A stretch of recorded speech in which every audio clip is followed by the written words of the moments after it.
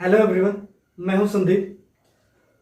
आज हम पढ़ेंगे चैप्टर नंबर 3। जैसे कि आपने मेरे प्रीवियस वीडियो में देखा था, मैंने आपको 11th क्लास के सिलेबस के बारे में इंट्रोडक्शन दिया था कि आपके टोटल कितने चैप्टर होने वाले हैं, कौन सा चैप्टर आपका लेंथी है, कौन सा चैप्टर है जो बिल्कुल इजी है या तो किसका लेवल थोड़ा टफ है। यानी कि कंप्लीट सिलेबस का वो इंट्रोडक्शन क्लास थी कि आपको एक बार नॉलेज हो कि आप क्या क्या पढ़ने वाले हैं, क्या क्या आपके टॉपिक होंगे और कितना सिलेबस है और कितने टाइम में आप इसे कवर करोगे। तो मैंने वहां आपको बताया था कि 3rd चैप्टर स्टार्ट करने से पहले आप 10th क्लास का 8th और 9th चैप्टर रिवाइज कर लीजिए जो ट्रिग्नोमेट्री से रिलेटेड है। इस वजह से इन दोनों क्लासेज में थोड़ा डिफरेंस रखा गया है। जो इंट्रोडक्शन क्लास थी वो 2 दिन पहले आई थी, मैं 2 दिन के गैप के बाद आज ये क्लास आपके यूट्यूब पे डाल रहा हूँ ताकि जो स्टूडेंट है वो ये बीच वाले दिनों में 2 दिन में वो सारा रिवाइज कर पाए। अगर आपने वो रिवाइज कर लिया तो आज हम स्टार्ट करने जा रहे हैं चैप्टर नंबर 3 ट्रिग्नोमेट्री। अब ट्रिग्नोमेट्री होती क्या है, इसका क्या मीनिंग है, ये भी आपको पता हो कि हम क्यों पढ़ रहे हैं इसको। ये मैंने आपको 10th क्लास में भी बताया था कि ट्रिग्नोमेट्री होती क्या है। एक बार मैं दोबारा से रिपीट कर देता हूं। यहां देखिए जो ट्रिग्नोमेट्री वर्ड लिखा है इसको हम लिख सकते हैं ट्रिग्नो प्लस मेट्री, यानी कि ये 2 ग्रीक वर्ड से मिलकर बना है ट्रिग्नो प्लस मेट्री। जो ट्रिग्नो का मीनिंग है वो है एक ट्राइंगल, वो है एक ट्राइंगल, और जो मेट्री का मीनिंग है वो है मेजरमेंट, वो है मेजरमेंट। ट्रिग्नो का मीनिंग ट्रायंगल और मेट्री का मीनिंग मेजरमेंट। एक्चुअल में ये जो ट्रिग्नोमेट्री है ये है क्या, trigonometry is the relation between the sides of the triangle and the angles of the triangle. यानी कि जो साइड और एंगल को रिलेट करती है किसी भी ट्रायंगल के, उसको हम क्या बोलते हैं, ट्रिग्नोमेट्री बोलते हैं, जैसे कि मैंने आपको 10th क्लास में बताया था।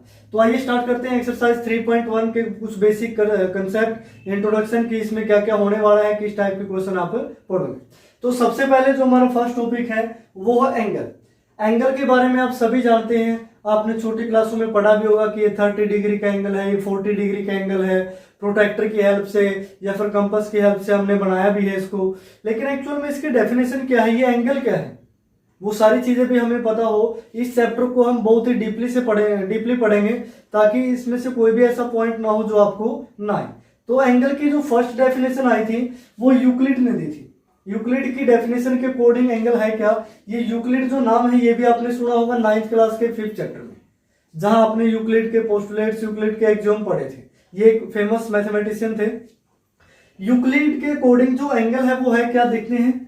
An angle is the inclination of a line with another line। ये जो एक्चुअल में एंगल है क्या, वो क्या है, इंक्लिनेशन ऑफ ए लाइन, एक लाइन का किसी दूसरी लाइन के रिस्पेक्ट में। ये जो इंक्लिनेशन वर्ड है इसका मीनिंग क्या है, झुकाव। अगर हिंदी में मैं आपको बताऊं तो इसका मीनिंग है झुकाव, यानी कि एक लाइन का दूसरी लाइन की तरफ कितना झुकाव है, यही क्या होता है, एंगल। और इट इज ऑलवेज पॉजिटिव, ये हमेशा क्या रहेगा, पॉजिटिव। जो 10th क्लास तक के सिलेबस में आपको कभी भी नेगेटिव एंगल नहीं बताया गया कि एंगल नेगेटिव में भी हो सकते हैं। मैंने 2 क्लास में ये जरूर बताया था कि आप +1 में जाके हम इसको डिस्कस करेंगे कि एंगल नेगेटिव होते क्यों है, क्यों लिया जाता है, ये सारी चीजें। तो ये यूक्लिड ने डेफिनेशन दी थी एंगल की, लेकिन इसकी कुछ लिमिटेशन की वजह से इसको रिमूव कर दिया गया, इस डेफिनेशन को, यानी कि एक्चुअल में कंप्लीट डेफिनेशन नहीं है। उसके बाद जो आज की मॉडर्न डेफिनेशन है एंगल की, वो देखिए क्या है। An angle is defined to be amount of revolution, ध्यान से सुनिएगा, amount of revolution that a line undergoes while revolving about one of its extremity. ये जो एक्सट्रीमिटीज है ये क्या है, एंड पॉइंट्स। यानी कि एक लाइन है, उसके 2 ही एंड पॉइंट होते हैं, पहले वाला भी हो सकता है, दूसरा भी हो सकता है, यानी कि end point in passing from a fixed position to another position. अब डेफिनेशन में थोड़े कंफ्यूज हो जाते हैं, सर ये इंग्लिश में लिख के दिया, इसका मीनिंग तो बताओ। अब उसमें देखिए, जैसा आपने छोटी क्लासों में एंगल बनाए थे, हम क्या करते थे कि एक लाइन लेते थे, प्रोटेक्टर की हेल्प से हम क्या बना देते थे, एंगल बना देते थे। लेट अस सपोज ये हमने 30 डिग्री का एंगल बना दिया, ये हम छोटी क्लासों में कर चुके हैं। अब इसके कहने का मीनिंग क्या है, मान लिया ये जो लाइन है ए बी है और ये सी है, एक टाइम पे ये एसी लाइन है जो इस बी पॉइंट पे ही थी, यानी कि जो ए बी और एसी है वो एक ही लाइन थी। अब उसके बाद हमने क्या किया, इस ए पॉइंट को, ये भी एंड पॉइंट है लाइन का और बी भी क्या है, एंड पॉइंट। इस ए एंड पॉइंट को तो हमने क्या रखा, फिक्स, और इसका सी जो पॉइंट है उठा के इसको थोड़ा आगे की तरफ कर दिया, यानी कि इसको रिवॉल्व कर दिया, revolve around side A B. अब इसको रिवॉल्व करने से यहाँ जो गैप है ये बढ़ गया। अब यही गैप क्या है, एंगल है, जो आपको डिग्री में पढ़ाया गया है जूनियर क्लासेस में। ये इसकी मॉडर्न डेफिनेशन है एंगल की। अब हम एंगल में और थोड़ा डिटेल में पढ़ेंगे कि एक्चुअल में है क्या, कैसे ये पॉजिटिव होता है, कैसे नेगेटिव। ये बस आपकी नॉर्मल डेफिनेशन थी कि आपको एंगल पता हो कि एंगल होता क्या है। उसके बाद देखिए एंगल में जो नेक्स्ट है वो है sign of angle. Sign of angle कि जो साइन ऑफ एंगल है वो पॉजिटिव और नेगेटिव क्यों लिए जाते हैं। अब तक आपने क्या पढ़ा है, सिर्फ और सिर्फ पॉजिटिव एंगल। अब मैं आपको बताऊंगा कि ये नेगेटिव एंगल क्यों लिए जाते हैं और किस टाइप से हम इनकी वैल्यू फाइंड आउट करेंगे। सारी चीजें हम इस चैप्टर में डिस्कस करने वाले हैं। तो यहां से देखिए sign of angle, sign of angle यानी कि एंगल के साइन को हम कैसे डिफाइन करते हैं। अब देखिए जब भी आप छोटी क्लासों में एंगल फॉर्म करते थे तब आप क्या करते थे कि हमने एक लाइन ड्रॉ की, उसके बाद प्रोडक्टर की हेल्प से एंगल बना दिया। अब यहां से देखिए अगर आप ये एंगल बना दें, यानी कि जिस लाइन पे आपने ये एंगल बनाया है ए बी, इसको आप क्या बोलते हो, initial line.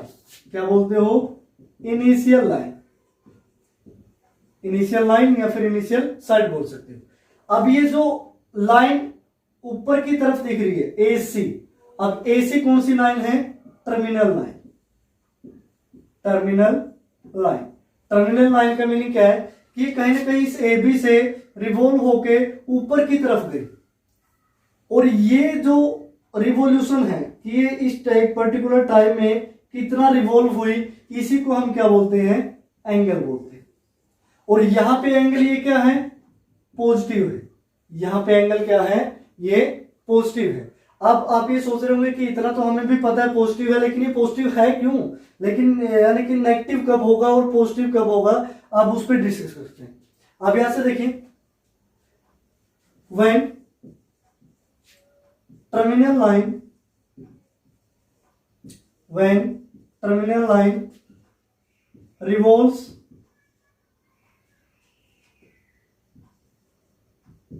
in anti-clock direction, in anti-clock direction, then the angle is said to be positive।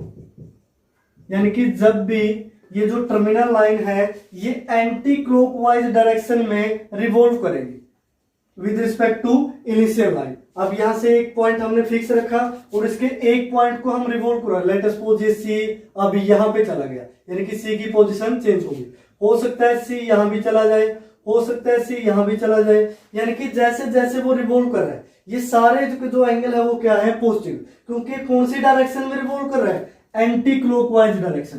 Clock यानी कि जो घड़ी की डायरेक्शन होती है, जैसे घड़ी अगर इस साइड चल रही है तो ये कौन सी डायरेक्शन है, क्लॉकवाइज। अगर उल्टी दिशा में चल रही है दिस मीन्स वो एंटी क्लॉक, यानी कि जो घड़ी है वॉच है उसकी अपोजिट डायरेक्शन ही क्या होती है, एंटी क्लॉक डायरेक्शन।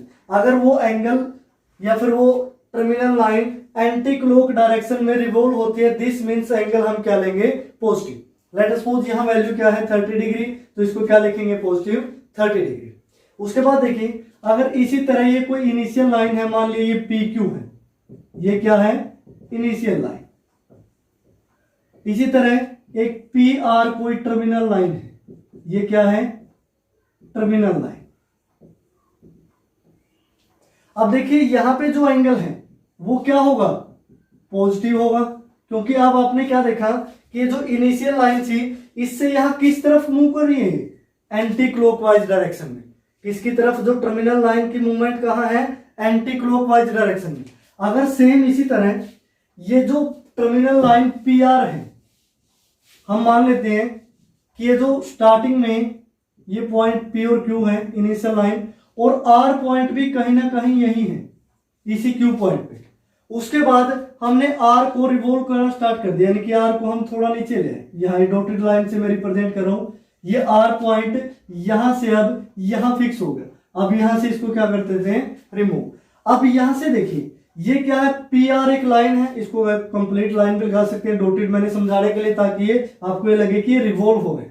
अब यहां से क्यू पॉइंट कहां चला गया, ये जो आर पॉइंट क्यू के बिल्कुल ऊपर था, कहां चला गया, नीचे की तरफ। अब ये कौन सी डायरेक्शन में रिवॉल्व कर रहा है, क्लॉकवाइज डायरेक्शन। अब इसको कौन सी डायरेक्शन बोलते हो आप, क्लॉकवाइज डायरेक्शन, इसको हम बोलते हैं क्लॉकवाइज डायरेक्शन। अब ये जो एंगल होगा ये किस टाइप का एंगल होगा, अब वैल्यू तो डिग्री में होगी इसकी, मान लिया वो 30 डिग्री है, लेकिन कैसा एंगल होगा, नेगेटिव एंगल होगा, यानी कि नेगेटिव 30 डिग्री। अब यहां से नेगेटिव एंगल की डेफिनेशन क्या हुई, when terminal line revolves in clockwise direction, ठीक है, revolves in clockwise direction, then the angle is said to be negative. मैं यहां एक बार लिख देता हूं, when terminal line revolves in clockwise direction, then the angle is said to be negative। आप उस केस में हम एंगल को क्या कंसीडर करेंगे, नेगेटिव। यानी कि आप जो प्रोटेक्टर है डी बोलते हैं आप जिसे, या फिर कंपास की हेल्प से, उसको किस पे रखोगे, पी पे, पी और क्यू पे, और वहां से सिर्फ आपने क्या देखना है, एंगल। अब एंगल जो प्रोटेक्टर है वो तो नेगेटिव दिखाएगा नहीं, वो आपने देखना है उसकी डायरेक्शन से, वो सिर्फ आपको वैल्यू बता देगा कि हाँ ये जो एंगल है वो 30 डिग्री है। अगर इसकी डायरेक्शन क्लॉकवाइज है, दिस मीन्स ये क्या है, नेगेटिव। अगर इसकी डायरेक्शन एंटी क्लॉकवाइज है, दिस मीन्स ये क्या है, पॉजिटिव। तो ये थे एंगल पॉजिटिव कब होगा और एंगल है जो नेगेटिव कब होगा। यानी कि वैल्यू तो नेगेटिव नहीं होती, लेकिन हमने इसको डायरेक्शन में डिवाइड कर दिया है। यानी कि अगर एंटी क्लॉकवाइज डायरेक्शन है, दिस मीन्स हम क्या ले रहे हैं उसको, पॉजिटिव। जो अगर क्लॉकवाइज डायरेक्शन में है, दिस मीन्स वो क्या है, नेगेटिव। तो इस टाइप से जो एंगल है वो पॉजिटिव और नेगेटिव कंसीडर किए जाते हैं। ये कैसे कंसीडर करते हैं, अभी मैंने आपको क्या बताया, हमने उसकी डायरेक्शन देखने की वो किस तरफ रिवॉल्व हो रही है, टर्मिनल लाइन क्लॉकवाइज या फिर एंटी क्लॉकवाइज। तो ये थे साइंस ऑफ एंगल, यानी कि कब हम पॉजिटिव कंसीडर करेंगे, कब हम नेगेटिव कंसीडर करेंगे। उसके बाद आते हैं क्वाड्रेंट, क्वाड्रेंट ऑफ एंगल। अब ये क्वाड्रेंट होते क्या है, 10th क्लास में तो आपने नहीं पढ़ा, अभी आपको पढ़ाए जाएंगे कि क्वाड्रेंट है क्या और कौन से क्वाड्रेंट को कौन से नंबर से हम कंसीडर करेंगे। तो यहां मैं लिख देता हूं quadrant of angle, quadrant of angle. अब इसमें देखिए, आपने 10th क्लास में एक चीज पढ़ी थी, ग्राफ, यानी कि आप ग्राफ पे डायग्राम बनाते थे, स्ट्रेट लाइन बनाते थे, और ग्राफ पे 7th चैप्टर में आप क्या लेते थे, 2 पॉइंट लेते थे और उनके बीच की डिस्टेंस निकालते थे डिस्टेंस फॉर्मूले से। यानी कि ग्राफ के बारे में आपको अच्छी नॉलेज है। अब यहां से देखिए, लेट अस सपोज ये एक्स एक्सिस है, ये एक्स डैश है, ये वाई है, और ये क्या है, वाई डैश। यानी कि एक्स की यहां क्या रहेगी, पॉजिटिव वैल्यू, यहां नेगेटिव वैल्यू, यहां वाई की पॉजिटिव वैल्यू और यहां नेगेटिव वैल्यू। ऐसा आप 10th क्लास में पढ़ चुके हैं, मैं सिर्फ बता रहा था, एक बार इसको रफ कर देते हैं। उसके बाद अब यहां जो एंगल बनता है वो क्या होता है, 0 डिग्री। लेट अस सपोज ये ओ कोई ओरिजिन है, अगर मैं एक्स ओ एक्स एंगल की बात करूं, यानी कि एंगल एक्स ओ एक्स, तो ये क्या होगा, 0 डिग्री होगा। ये तो वही क्या हो गया, एक्स ओ, दोबारा से उसी लाइन पे जिसको हम कोइंसिडेंट लाइन बोलते हैं, तो एंगल क्या रहेगा, 0। अब एक एंगल है एक्स ओ वाई, ये कंप्लीट क्या है, 90 डिग्री। यानी कि एक्स ओ एक्स से लेके एक्स ओ वाई तक के जो कंप्लीट एंगल है उनको हम क्या बोलते हैं, ये फर्स्ट क्वाड्रेंट के एंगल है। यानी कि ये जो 0 से एंगल स्टार्ट होता है कौन सी डायरेक्शन में, एंटी क्लॉकवाइज डायरेक्शन में, उसको हम क्या बोलते हैं, फर्स्ट क्वाड्रेंट 90 तक, यानी कि 0 to 90। उसके बाद जो नेक्स्ट है वो क्या है, सेकंड क्वाड्रेंट। नेक्स्ट है जो उसको क्या बोलते हैं, थर्ड क्वाड्रेंट। और जो लास्ट में बचा उसको क्या बोलते हैं, फोर्थ क्वाड्रेंट। अब देखिए, यहां 0 डिग्री, यहां 90 डिग्री। अब ये कंप्लीट एंगल क्या होता है, एक्स ओ एक्स डैश, ये तो आपने पढ़ा होगा 180 डिग्री है कंप्लीट यानी कि स्ट्रेट एंगल। तो यहां कितना होगा, ये 180 डिग्री। अब 180 में दोबारा से 90 फिर ऐड कर दिया, क्योंकि जो एक्स और वाई एक्सिस है एक दूसरे के क्या होते हैं, परपेंडिकुलर, यानी कि ये दोनों लाइनें क्या है, परपेंडिकुलर। 180 में 90 और ऐड कर दिया तो यहाँ पे एंगल कितना बना, 270। और दोबारा से इसी तरह एंटी क्लॉकवाइज डायरेक्शन में रिवॉल्व होते हुए अगर ये एक्स तक पहुंच गया, दिस मीन्स यहाँ पे दोबारा क्या बन जाएगा, 360 डिग्री।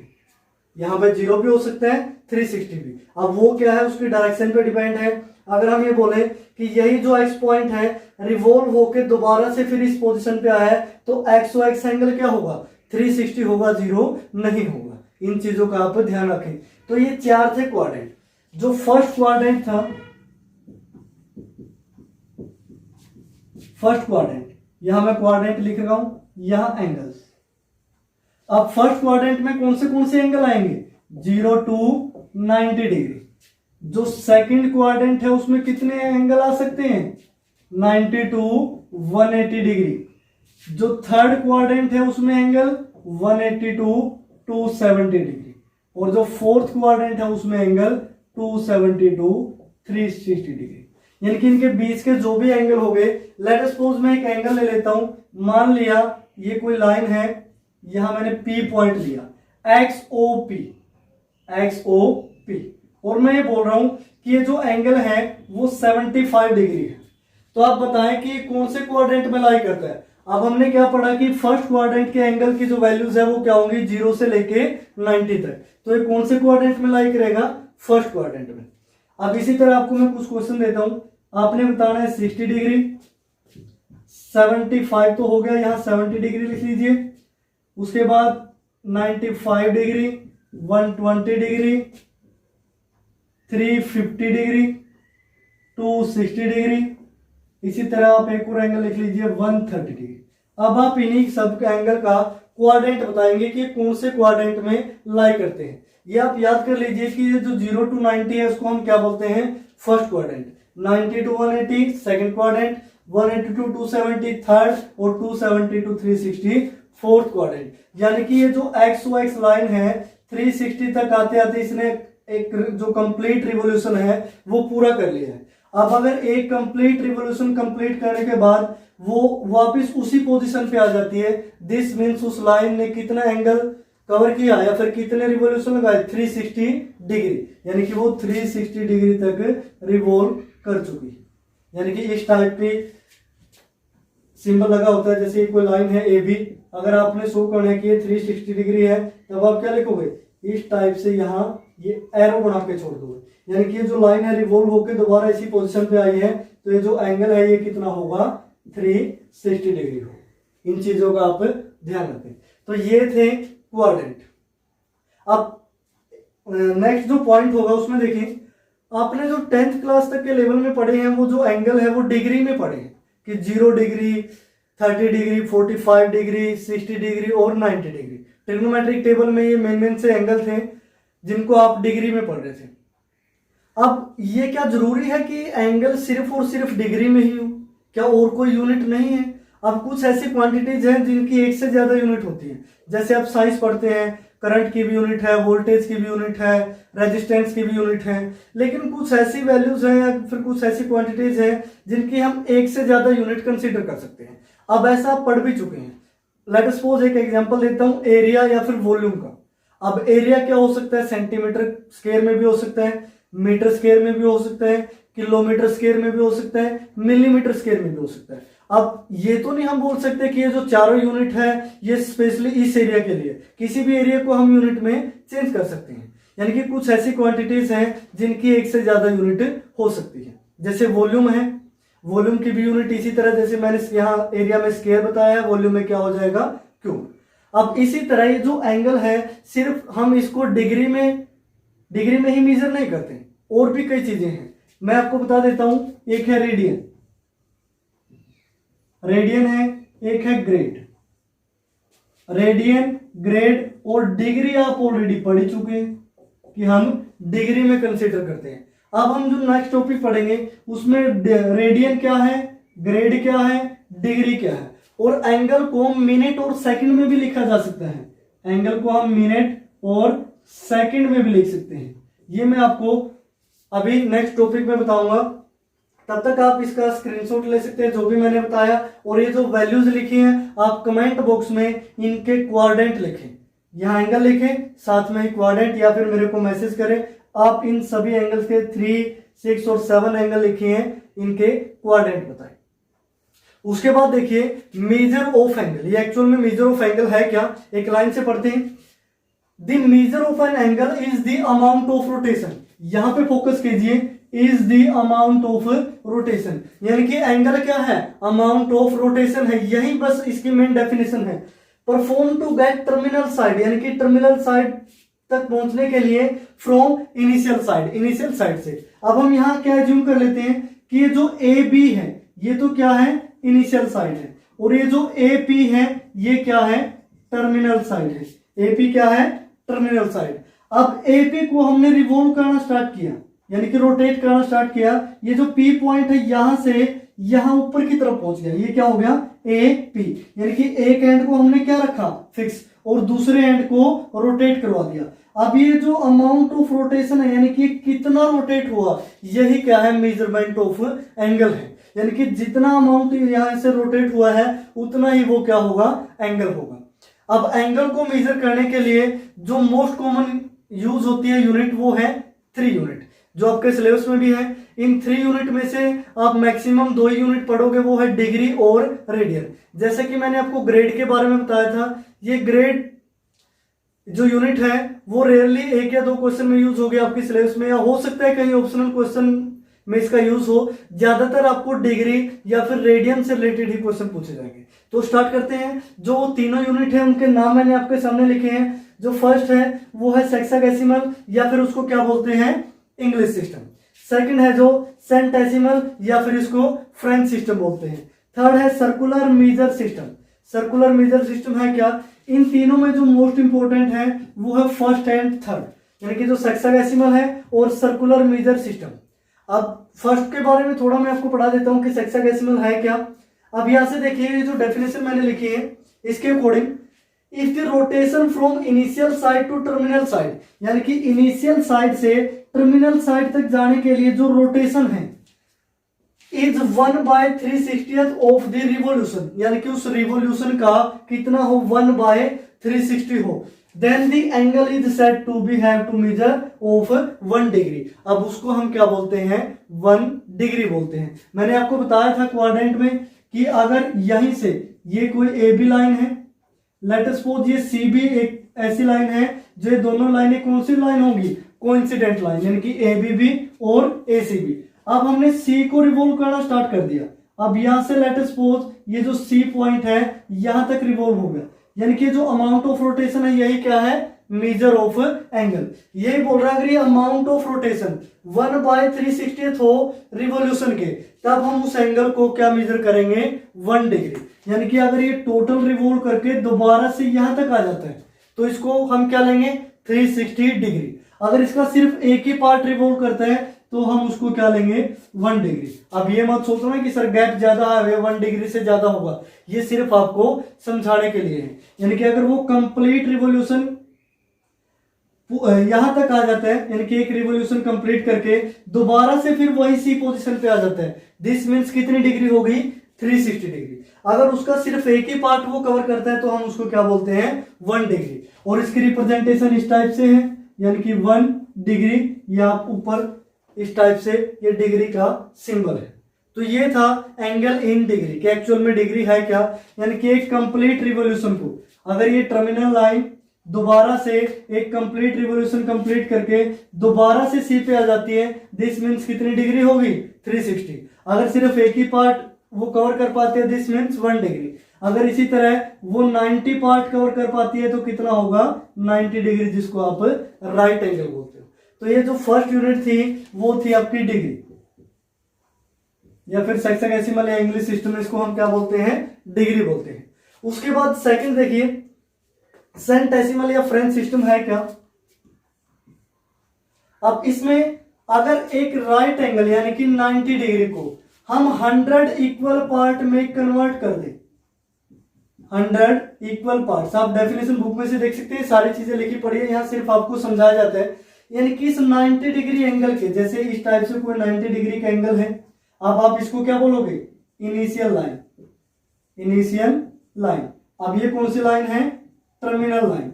अब ये कंप्लीट एंगल क्या है, 90 डिग्री। अगर आप इसके 100 इक्वल पार्ट कर देते हैं, सो ओनली बहुत सारे पार्ट हो सकते हैं, सिर्फ समझाने के लिए, दिस मीन्स वो जो वन पार्ट होगा वो किसके इक्वल होगा, 1 ग्रेड के। उसको क्या आप लिखोगे कि ये 1 ग्रेड है। अब ग्रेड को नोटेशन क्या है ग्रेड की, तो हम ग्रेड को क्या लिखते हैं, 1 और ये ऊपर छोटा g, यानी कि स्मॉल g आप लिख देते हैं। दिस मीन्स ये क्या है, 1 ग्रेड। यानी कि 90 डिग्री के एंगल को अगर आप 100 इक्वल पार्ट में डिवाइड कर देते हैं, तो जो उसका एक पार्ट होगा उसको हम क्या बोलते हैं, ग्रेड, यानी कि 1 ग्रेड। 2 पार्ट है तो 2 ग्रेड, अगर थर्ड पार्ट भी ऐड कर दिया तो 3 ग्रेड। तो ये था ग्रेड।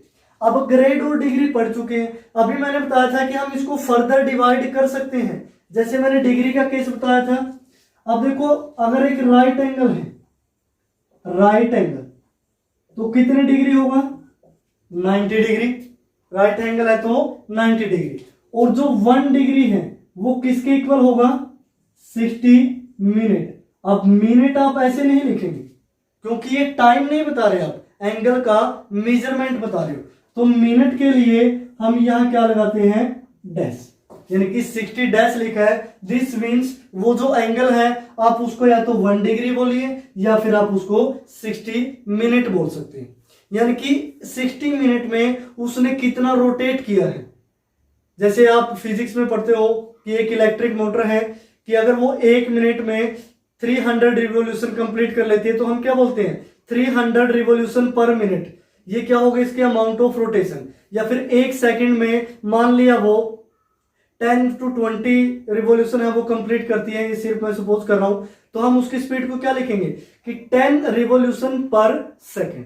यानी कि इसी तरह 1 डिग्री किसके इक्वल है, 60 मिनट के। यानी कि अगर उसने 1 डिग्री एंगल रोटेट किया है, दिस मीन्स वो किसके इक्वल होगा, 60 मिनट के। आप उस एंगल को क्या बोल सकते हो, 60 मिनट। उसके बाद जो 1 मिनट है, अब देखो 1 के ऊपर मैंने डैश लगाया, तो 1 minute is equal to 60 second. अब सेकंड को आप टाइम के अकॉर्डिंग सेकंड नहीं लिखोगे, यहां आप क्या लगाओगे, डबल डैश। यानी कि 1 minute is equal to 60 second.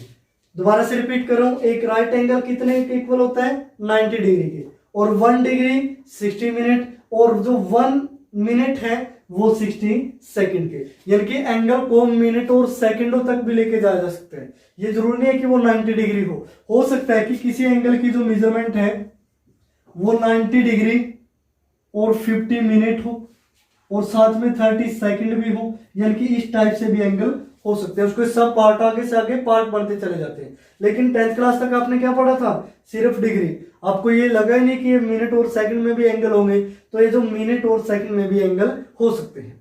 अब 90 से 91 तक जाने के लिए कितने मिनट चाहिए, 60 मिनट। हो सकता है कि वो 90 और 90 मिनट के जस्ट हाफ में हो, बीच में हो। दिस मीन्स हम उसको क्या लिखेंगे, 90 डिग्री और 30 मिनट। उसको हम क्या लिखेंगे, 90 डिग्री और 30 मिनट। मिनट के लिए आप सिंगल डैश का यूज करोगे, सेकंड के लिए आप क्या यूज करोगे, डबल डैश का। अगर ये 90 डिग्री आप इसको 60 मिनट लिख देते हैं कि 90 डिग्री और 60 मिनट, इसका मीनिंग क्या हो गया, ये 60 मिनट 1 डिग्री को तो 1 डिग्री के बारे में तो बता रहे हैं, तो 90 प्लस 1 ये कितना हो गया, 91 डिग्री। ये इस चीज का आप ध्यान रखें, क्योंकि 60 मिनट होते ही आपका 1 डिग्री कंप्लीट हो जाता है, 60 सेकंड होते ही आपकी 1 मिनट कंप्लीट हो जाती है। कभी भी एंगल को इस टाइप से नहीं लिखना कि यहां से 70 डिग्री और 70 मिनट। अगर ऐसा लिखा है तो आप उसको कन्वर्ट कर लीजिए। अब 70 में से 60 मिनट का तो क्या हो गया, 1 डिग्री, यानी कि वो तो 71 डिग्री हो गया। 70 पहले था, 1 आपने ऐड कर दिया, बाकी के क्या बचे 10 मिनट, तो हम क्या लिखेंगे 10 मिनट, यानी कि 71 डिग्री 10 मिनट। ये आपका एक्यूरेट मेथड है लिखने के लिए। अगर ऐसा लिखा हो तो आप इसमें चेंज करेंगे। अब यहां देखिए ग्रेड के बारे में मैंने बताया था, अगर 90 डिग्री एंगल को हम 100 इक्वल पार्ट में डिवाइड कर देते हैं, दिस मीन्स वो किसके इक्वल होगा, एक ग्रेड के। उसके बाद देखिए, अगर इसी तरह जो एक ग्रेड है उसको मैं फर्दर डिवाइड कर देता हूं 100 इक्वल पार्ट में, उसको किस में डिवाइड कर दिया, 100 इक्वल पार्ट में, यानी कि 1 ग्रेड को हमने किस में डिवाइड किया है, 100 इक्वल पार्ट में। तो यहां से जो ईच इक्वल पार्ट होगा, यानी कि वो सभी इक्वल पार्ट अलग अलग से, उस एक पार्ट को हम क्या बोलेंगे, 1 मिनट, यानी कि उसको हम क्या बोलेंगे, 1 मिनट। अब देखो वहां तो क्या था, 1 डिग्री में 60 मिनट थे, लेकिन यहां देखिए 1 ग्रेड में कितने मिनट होंगे, अगर उसके 100 इक्वल पार्ट किए हैं तो मिनट कितने होंगे, 100 ही होंगे। तो हम यहां से एक बार इसको रफ कर देते हैं ग्रेड को समझने के लिए। 1 ग्रेड इज इक्वल टू क्या होगा, 100 मिनट, यानी कि एक ग्रेड एंगल के आपने 100 इक्वल पार्ट कर दिए, तो 1 ग्रेड किसके इक्वल हुआ, 100 मिनट के। इसी तरह अगर वो 1 मिनट एंगल, उस 1 मिनट एंगल के आप 100 इक्वल पार्ट दोबारा से फिर कर देते हैं, तो वो किस में चला जाएगा, सेकंड में। यानी कि यहां ग्रेड सिस्टम में 1 मिनट किसके इक्वल होगा, 100 सेकंड के। ये ग्रेड वाली यूनिट में आपको बता रहा हूं कि एक ग्रेड को जब आपने 100 इक्वल पार्ट में डिवाइड किया तो वो किस में चला गया, मिनट में। इसी तरह 1 मिनट को 100 इक्वल पार्ट में डिवाइड किया तो वो किस में चला गया, सेकंड में। और ये 1 ग्रेड आया कहां से, अगर आप 90 डिग्री एंगल के 100 इक्वल पार्ट कर देते हैं, दिस मीन्स वो किसके इक्वल होगा, 1 ग्रेड के। उसके बाद देखिए जो 90 डिग्री था उसको हमने किस में कन्वर्ट किया था, 100 इक्वल पार्ट में। अब कहने का मीनिंग जो 90 डिग्री है अगर हम उसको 100 इक्वल पार्ट में डिवाइड कर दे तो जो 1 पार्ट है, एक पार्ट की वैल्यू क्या आएगी, 0.9 डिग्री, यानी कि जो 0.9 है वो किसके इक्वल होगा, 1 पार्ट के इक्वल होगा। अब 0.9 डिग्री यानी कि उस एक पार्ट को हमने क्या नाम दिया था, ग्रेड। क्या नाम दिया था, ग्रेड, यानी कि 1 ग्रेड। इसको किस टाइप से लिखते थे, 1 और ये स्मॉल g। अब यहां से इन दोनों के बीच का हमें क्या मिला, रिलेशन। दोनों के बीच का क्या मिला, रिलेशन, यानी कि ये जो 0.9 डिग्री है ये किसके इक्वल होगा, 1 ग्रेड के। तो यहां से मैं रिलेशन लिख देता हूं, 1 grade is equal to 0.9 degree. आप इस टाइप से इसको लिख सकते हो। ये अंडरस्टूड है कि आप अगर 90 को आपने 100 इक्वल पार्ट में डिवाइड कर दिया और एक पार्ट को आप क्या बोल रहे हो, ग्रेड। दिस मीन्स जो 90 डिग्री है उसके 100 इक्वल पार्ट होंगे, तो एक पार्ट कितने डिग्री के इक्वल होगा, 0.9 डिग्री के। लेकिन ये तो बोल रहा है कि एक पार्ट किसके इक्वल है, 1 ग्रेड के। अब दोनों से हमें क्या रिलेशन मिला कि जो 1 ग्रेड है वो किसके इक्वल होगा, 0.9 डिग्री के। तो ये था ग्रेड और डिग्री। अब ये जो ग्रेड है ये सिर्फ समझाने के लिए है, बहुत ही कम यूज है। अगर आपके 100 क्वेश्चन ट्रिग्नोमेट्रिक फंक्शन के हैं तो 99 केस में तो आपको डिग्री या फिर रेडियन मिलेगा। हो सकता है कि कोई 1 या 2 क्वेश्चन पूरे चैप्टर में से आ जाए जिसमें आपसे ग्रेड के बारे में पूछ लिया जाए। अब ये इंट्रोडक्शन में ग्रेड है तो मैंने आपको बताया। अब ग्रेड और डिग्री हम कंप्लीट कर चुके हैं। अब हम पढ़ेंगे रेडियन, यानी कि जो थर्ड था सर्कुलर मेजरमेंट कि रेडियन है क्या। उसके बाद देखिए सर्कुलर मेजरमेंट कि सर्कुलर मेजरमेंट है क्या। सबसे पहले एक बार इसको पढ़ लेते हैं कि एक्चुअल में है क्या, बताना क्या चाहता है सर्कुलर मेजरमेंट के हिसाब से। उसके बाद हम इसको डिस्कस करेंगे।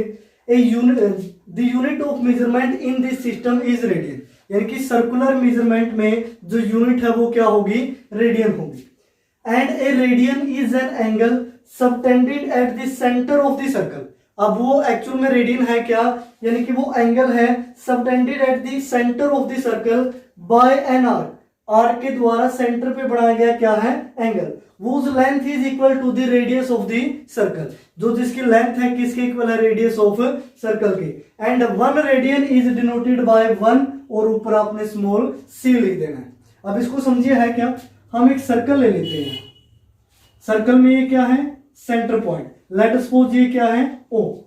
अब यहां से इसको सर्कमफ्रेंस से मिला देते हैं। अब ये A क्या हुआ, सर्कमफ्रेंस पे जो भी पॉइंट टच करता है, ओ ए किसके इक्वल है, रेडियस ऑफ सर्कल। इसको हम क्या मान लेते हैं, आर यूनिट। इसको हम क्या मान लेते हैं, आर यूनिट। अब ये क्या बोल रहे हैं कि ये जो सरकमफ्रेंस है, अब यहां से स्टार्ट हो जाइए ए पॉइंट से, और यहां तक की जो डिस्टेंस है, जब ये आर यूनिट कंप्लीट हो जाएगी, यानी कि लेट सपोज इस पॉइंट पे तक ये क्या हो जाती है, आर यूनिट कंप्लीट, और उस पॉइंट को इस सेंटर से जोड़ दीजिए।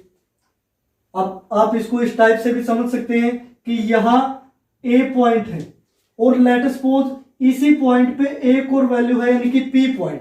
अब हम इस पी पॉइंट को रोटेट कर रहे हैं, इस सरकमफ्रेंस से इसको रोटेट कर रहे हैं, यानी कि अब ये पी पॉइंट कहां था, इस ए वाली पोजीशन पे। अब हमने आर यूनिट इसको रोटेट किया, तो ये जो पी पॉइंट है कहां चला गया, यहां पे, यानी कि इस सरकमफ्रेंस पे आर यूनिट ट्रेवल करने के बाद ये जो पी पॉइंट है ए वाली पोजीशन से कहां चला गया, ऊपर चला गया। अब ये जो एंगल बना है ए ओ पी, इसको आप क्या नाम दोगे, 1 रेडियन। ये क्या होगा, 1 रेडियन। यही डेफिनेशन में बोला गया कि ये जो रेडियस है किसी भी सर्कल की, अगर उस रेडियस के जितनी डिस्टेंस अगर हम सरकमफ्रेंस से ट्रेवल करें, जो उसकी सरकमफ्रेंस होती है सर्कल की, जब वो आर यूनिट कंप्लीट हो जाती है, वहां तक का जो भी एंगल बनता है। अब यहां पे देखिए, जो ए ओ लाइन थी वो क्या थी, इनिशियल लाइन, वो क्या थी, इनिशियल लाइन। और जो ओ पी थी, ओ से पी तक, वो क्या थी, टर्मिनल लाइन, वो टर्मिनल लाइन।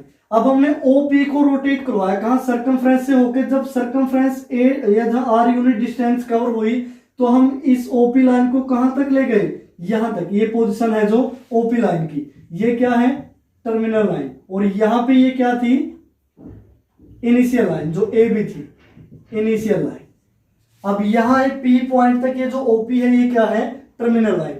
यानी कि जब ये आर यूनिट डिस्टेंस कवर कर लेती है, तब उसको हम, ये जो एंगल बढ़ता है यहाँ सेंटर पे, उसको क्या नाम देंगे, 1 रेडियन। अब इतनी चीज समझ में आई, यानी कि यहाँ इस रेडियस जितनी डिस्टेंस अगर हम सरकमफ्रेंस से ट्रेवल करवाते हुए इस पी पॉइंट को यहां तक रोटेट करते हैं, जब तक ये आर डिस्टेंस है जो कंप्लीट ना हो जाए। जब ये आर यूनिट डिस्टेंस कंप्लीट हो जाती है, तो पी की पोजीशन यहाँ पे आ गई। अब ये जो एंगल है, अब टर्मिनल लाइन ओपी पहले यहां थी, कहां चली गई, इस पोजीशन पे। अब ये जो एंगल बना वो क्या बना, 1 रेडियन। अब देखिए, जो सरकमफ्रेंस होती है किसी भी सर्कल की, सरकमफ्रेंस तो आप पढ़ चुके हैं, वो किसके इक्वल है, 2 पाई आर के। यानी कि अभी तो इसने आर यूनिट डिस्टेंस ट्रेवल की है, अगर ये कंप्लीट इस तरीके से एक रिवोल्यूशन कंप्लीट करके दोबारा से इसी पोजीशन पे आ जाता है ये पी पॉइंट, यानी कि पी पॉइंट को हम यहां से रिवॉल्व करते जाए, रोटेट करते जाए, और आगे तक दोबारा से फिर इसको एक ए वाली पोजीशन पे ले आए। दिस मीन्स क्या हो गया कि उसने एक रिवोल्यूशन कंप्लीट कर लिया। अगर डिग्री के हिसाब से बात की जाए तो यहाँ डिग्री कितनी होगी, यानी कि 360 डिग्री होगी। यही हमने बताया था डिग्री के केस में कि अगर लेट सपोज ये O है, ये A है, ये B है, इस B पॉइंट को रोटेट करवाते करवाते दोबारा से इसी पॉइंट पे ले आए, दिस मीन्स ये जो एंगल होगा वो कितना होगा, 360 डिग्री। अब इसी तरह P पॉइंट यहां से रोटेट होना स्टार्ट हुआ और लास्ट तक दोबारा तक चलता गया और दोबारा फिर इसी पोजीशन पे आ गया, तो डिग्री में एंगल कितना आया था, 360। लेकिन यहां देखिए सरकमफ्रेंस क्या है, 2 पाई आर, सरकमफ्रेंस है 2 पाई आर, यानी कि टोटल डिस्टेंस ये P पॉइंट कितनी ट्रेवल कर सकता है, 2 पाई आर, दोबारा उसी पोजीशन पर आने के लिए।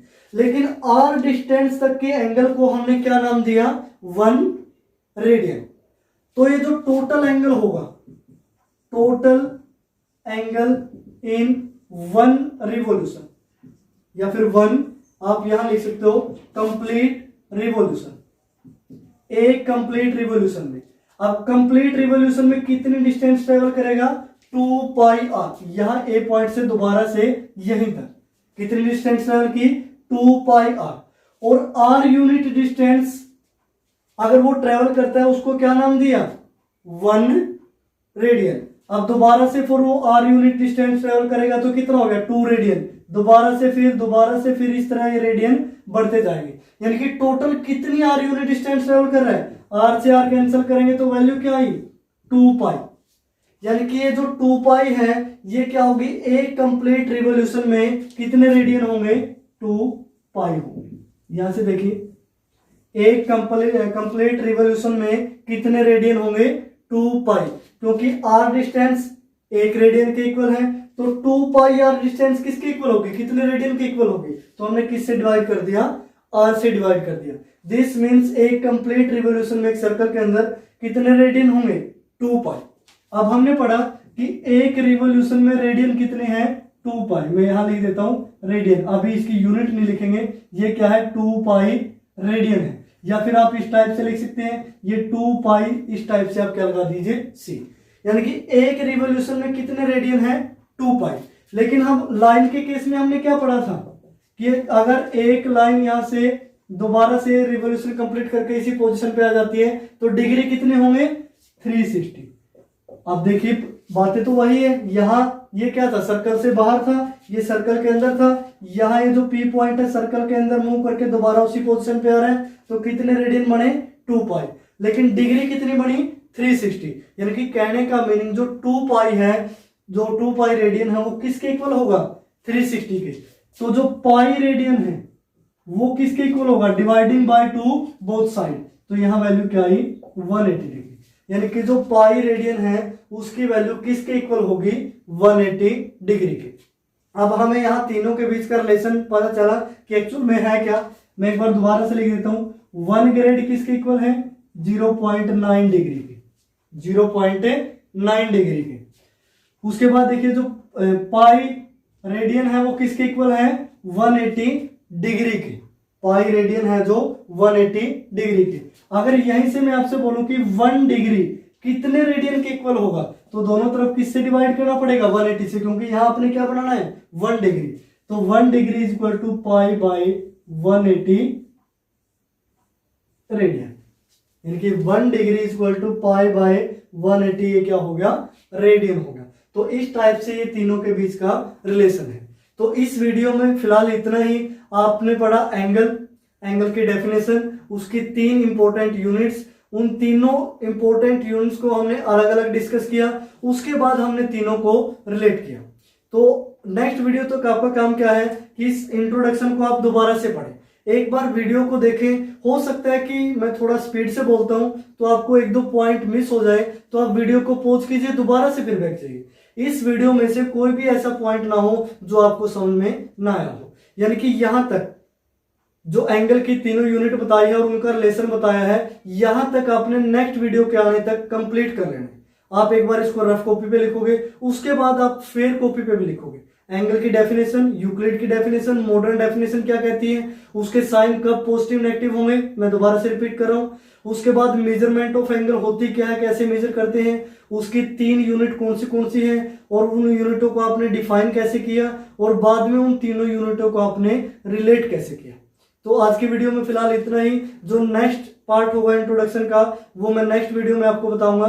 तब तक आप इतना कर लीजिए, और जो भी पॉइंट मैंने आपको बताए हैं सभी पहले आप रफ कॉपी पे करेंगे, उसके बाद आप फेयर कॉपी पे उसको नोट डाउन करेंगे। जब तक आपको सारी चीजें समझ में नहीं आती तब तक आप फेयर कॉपी पे नहीं लिखेंगे। यानी कि आप वीडियो देख रहे हैं, हो सकता है कि कोई पॉइंट आपसे मिस हो गया, वीडियो पॉज कीजिए, बैक जाइए, दोबारा फिर देखिए। जब तक रफ कॉपी पे आप कंप्लीट उसको नहीं कर देते तब तक आप फेयर कॉपी पे ना लिखें। जब आपको ये हो जाता है कि 100% हम ये सारी चीजें, सारे कंसेप्ट समझ चुके हैं, उसके बाद आप अपनी फेयर कॉपी पे लिखिए, आपकी एक बार और प्रैक्टिस होगी। Thank you.